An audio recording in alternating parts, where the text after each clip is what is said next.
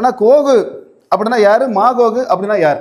அப்போ மாகோகுன்னா யார் அப்படின்னா ஆதியாகமம் 10:2 போட்டிருக்கு, அதை வாசிங்க. ஆ ம் ம் ம் அப்போ இது யார்? நோவாவுக்கு 3 குமாரர்கள் இருந்தாங்க. அதில் ஒரு பையன் தான் யார்?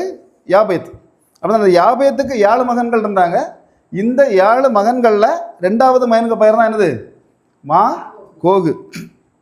அப்போ இவனுடைய சந்ததியர்கள், இவனுடைய தலைமுறைகள் வாழ்ந்த ஒரு இடத்துக்கு பெயர் தான் என்னது?